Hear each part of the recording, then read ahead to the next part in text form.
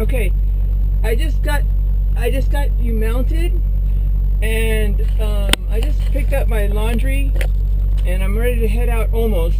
I hope you can hear me, and I hope this is set okay. I think you're on me here, and I hope you can hear me. I usually keep my window rolled down a little bit, so I hope it's not going to make too much noise. Maybe I'll roll up the window when... How does this do? Okay. Up and down with the camera. Here on my window. Alright, well, we'll see. I think it's going to work out okay. I turned on every light in my truck. It's nighttime, so I hope you can see okay. So, I'll do this more tomorrow in the daytime, but I was just getting my laundry, and I thought it would be boring that you watched me do what I do, but this is what I do. And I also read that this isn't going online anywhere, and it's all internal. So that's great. That means I could be a little more open about how I came into trucking and my past a little bit. But for now, I could do that tomorrow while I'm driving. For now, I've just got to get on the road. I got to get moving tonight. It's 10 o'clock, and I wanted to leave by 9 or 10 tonight. I need to do about 4 hours tonight, and so that tomorrow it's just one haul to Hayward. I need to do at least 4 hours tonight, and I'm awake. I usually drive until 2 or 3 in the morning anyway.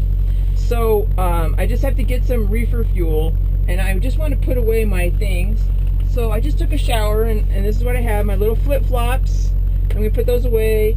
I just went to Walmart, and I'm putting away I got some fruits, I got some laundry detergent, some other things, and I hope you could hear me while I'm back here, because I'm going to be folding my socks and just talking while I'm doing this. I hope you can see me too. So, and I'll give a tour of the truck tomorrow.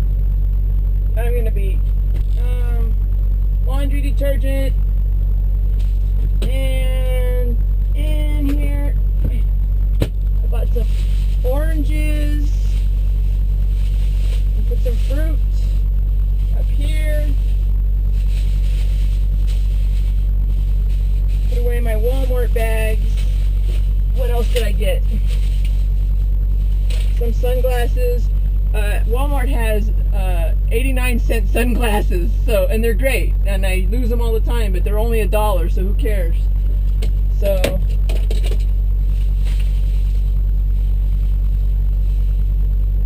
I think I just lost a pair. I needed some more deodorant. That goes over here. I needed a can opener and breath mints. I keep the bags because the bags become my trash bags. And what else did I get? I got some corn on the cob. I'll put the corn on the cob in the microwave at the truck stops. And I just kind of hope they don't mind that I cook my own stuff in the microwaves there. Corn on the cob. It's wonderful in the truck stops. I stole some bags from Walmart. I steal a few bags because I use them for trash bags. Not too many, but... and some kidney beans that I like to eat.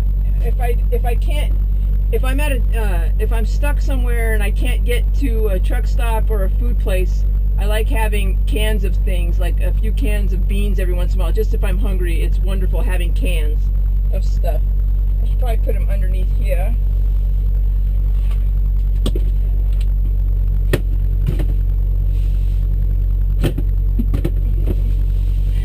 I should do it neater, but I gotta get out of town tonight here. Oh, cherries! Cherries! I'm gonna eat that whole bag. See that? I'm gonna eat that tonight. I love cherries. Okay, so I forgot I bought cherries. Put the bags away. This is the FedEx box he sent me. See? I'm going to put this away. Lots of space in the truck. So tomorrow I'll take the camera out of the case and I'll do a tour of the truck. But right now, I just got to get moving. So we'll do that tomorrow.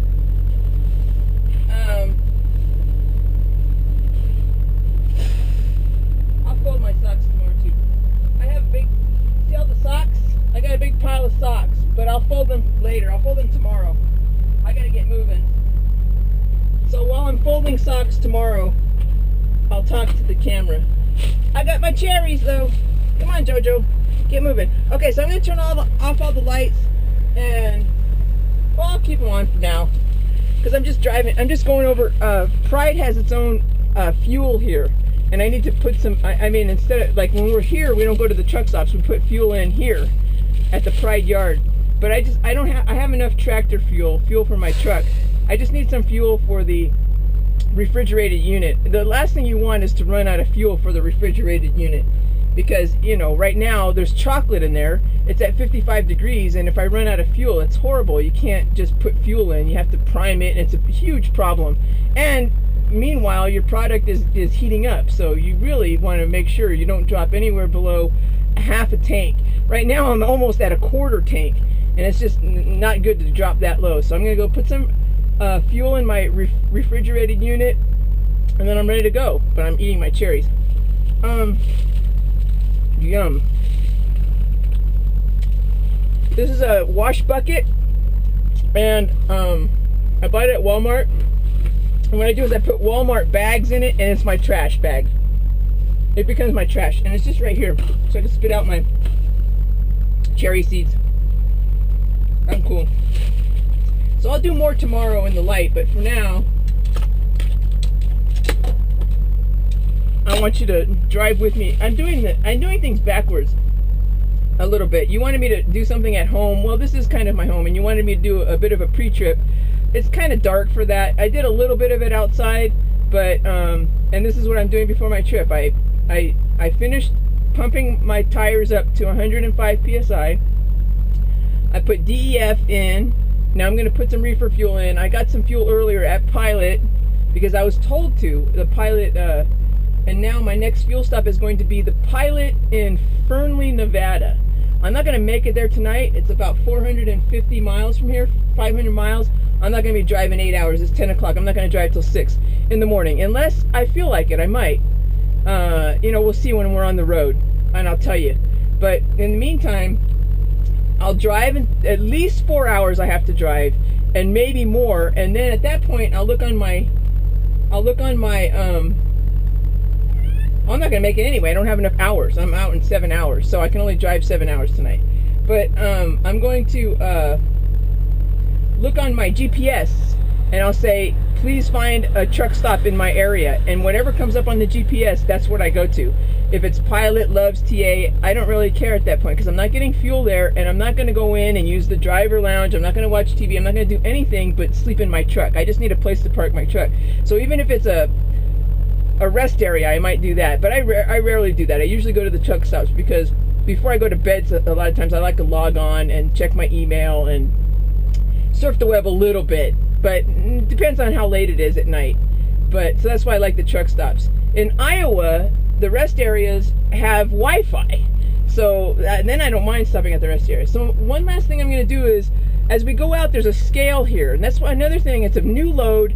I didn't scale it yet. I just brought it down from Ogden. It's just 40 minutes away, but I really want to scale it properly, and I'll talk more about balancing my weights a little bit later. It's very important for fuel efficiency, and I have a new theory that nobody seems to really know about in trucking, about putting most of the weight that you carry on your drive wheels and on your steer axle. You have the steer axle, you have the drive axle, and in the back you have the tandems.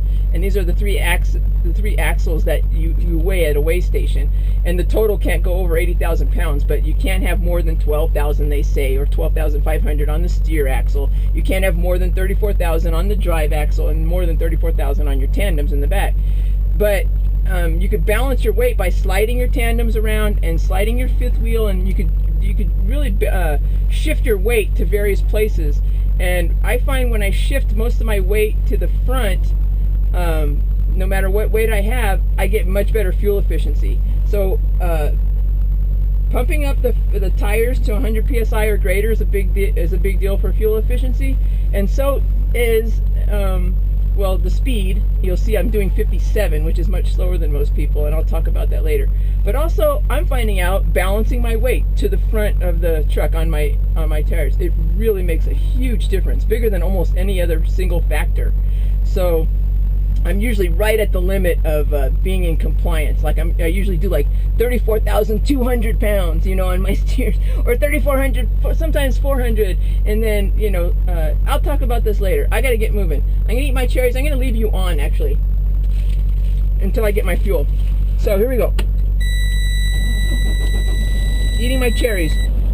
And Jojo's gonna play with you a lot. Come here, Jojo. Hi, Jojo. Can you see him? Oh, Jojo. He just stepped on the, sometimes he steps on the, all right, Jojo. Here's his tail. Jojo! Arr! Say hi to the camera, Jojo. I love this cat. He's a great trucker cat. Oh, and I have the fan on, so it's going to be a lot of noise in here. A lot of times I play the radio. I hope you can hear what I'm saying. I hope you don't just get video of me going, you know, moving my lips, because I think what I have to say is kind of important to you. You seem to want to find out what's going on. All right. Let me get moving. All right. Push forward. Push the brakes in to go. All right.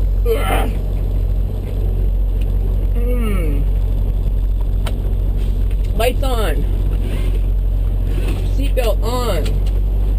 So I'm only going across the, I'm not going very far because the fuel is outside and to the right, just like not even a half a block away here. So I'm passing by they have mechanics here all night. I'm gonna leave the light on in the truck so you can see me. Though when I get moving tonight, I have to shut off all these lights because it's, you know, it's not safe to be driving. You can't see outside when you're all lit up on the inside. But for now, I'm driving around in the Pride yard right now. I gotta swing it around so that when I get on the scale, I'm nice and straight. It's not an official scale, but it's enough to give me an idea. And I also have a good idea of what's on my tandems from some measurements in the truck. There's an air pressure gauge here, and that'll tell me what I'm pretty sure right now. For instance, I know I'm pretty good with this. I think I'm going to guess that I have 12,500 on my steers, 34,200 on my drives is my guess, based on the on this gauge here. It's not accurate, but okay. So I'm going over the scale right now. It's just I'm going to put my steers on the scale, and it's going to say, come on, puppy chow, how much do I have on my steers? Okay, my steers are at 12.8. I'm going to have to 12.7. 12.6. 12.6 I could do. 12.8 I'll have to change it. That's way too heavy. Okay, and let me see what's on my drives here. Okay, come on. Got to make sure that you have all 4 tires and that you're not hanging off the scale. You know, you got to make sure. Uh-oh, no, too far. Oh, sorry. And also, okay, there. All right. 34, whoa, 34.2. All right, I kind of got within 100 on that one. That was good. That's good. And I might keep the 12.7 because when I burn fuel, it burns mostly off my. Then I'm not going to pass the scale until, and it's okay. Okay, so, and now my tandems are going to be way less. They're usually like, it's going to be like 30 something, whatever's left over. 20. Look at that, 27. So, oh, I'm only 3,600. I'm only 36,000. Oh yeah, okay. So I'm fine. I'm okay for tonight. And when I burn the fuel, the steers will, like, I mean, in another 200 miles, I'll be down to 12.6, 12.5, which is in compliance. 12.5 plus they add, you know, it's 12.5 plus 200, 34 plus 200. I mean, they'll let you buy. I've been through scales before. I'm glad this is internal because I don't want this on the web.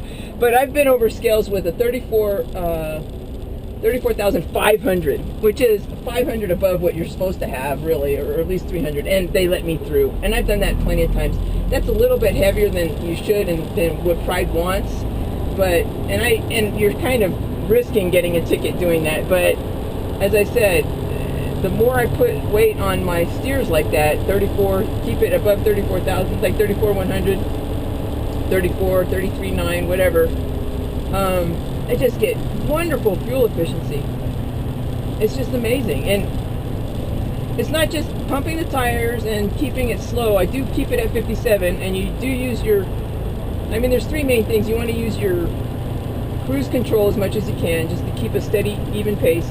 You want to slow it down. That's a big deal. For every, 1 mile per hour slower you're going, you're going to get 0.1 mile per gallon fuel efficiency. And that's not a lot, but from 65 down to 57, it's a difference between a 7.2 and an 8 at the end of the month, and that's $800. That's $400, whatever. I mean, yeah. So speed is a big deal, but I'm finding out from just pure accident, and I'll tell you about this later. Like one day they loaded me, so one load, and I couldn't shift the weight off my steer. Sometimes that happens, just the way they load you. They load the trailer, and there's nothing you could do. It's like I was so heavy in the front. And it was late at night, and I just decided to go for it. I was heavy. It was like almost 35,000. And don't tell Pride this. Don't tell my company this. But I just went for it. And had I gone over to scale, I would have gotten a scale ticket probably. But all the scales were closed, 3 in the morning. It's one of the conveniences of driving in the middle of the night. Is a lot of times the scales are closed. Not all the time. California, man, they're open all the time. So you can't always rely on that. But a lot of the times they'll be closed. And I made it to where I was going, and I had like a 9.0 mile per gallon fuel efficiency for 600 miles or something. And I couldn't believe it. And I didn't trust my numbers or anything. And then since then I thought, well, maybe you do get better fuel efficiency when you put as much weight as you can to the front, because it was kind of an accident. But I'm also very observant. I was a scientist, and I know that a big part of making big discoveries and finding stuff out is just keeping your eyes open. And women are better at this than men. We're going to discuss this. But, just keep your eyes open and be observant of other people, other things that happen. And I was very observant about what happened. And since then, I formed a theory about this. And now, it's like 3 months running, I'm in the top. Out of 500, 500 drivers, I'm in the top 3 every month in fuel efficiency. And they're going, how do you do it? And I tell them, I'm not keeping a secret. I tell the fuel guy what I'm doing. It's not a big secret, but it's move the weight to the front, and it makes sense physics-wise too. So I'm going to get out right now. I'm not going to carry the camera out right now. It's just a fuel island here at Pride, and I just fuel up. I need my fuel card. 86. I need a couple of things of information here, and I'm not fueling up my truck. Oh. No, okay. Thank you for telling me. Thank you for reminding me. Thank you for reminding me to pull forward. So I have to pull forward a little bit because the tank for the reefer unit is a little bit further back. So it's right there. Boom. There, right across from the hose. Okay. So I'm going to be right back. I'm going to turn you off for a second. I'm just putting reefer fuel, and then I'm going to get moving. Okay. Bye. Hope you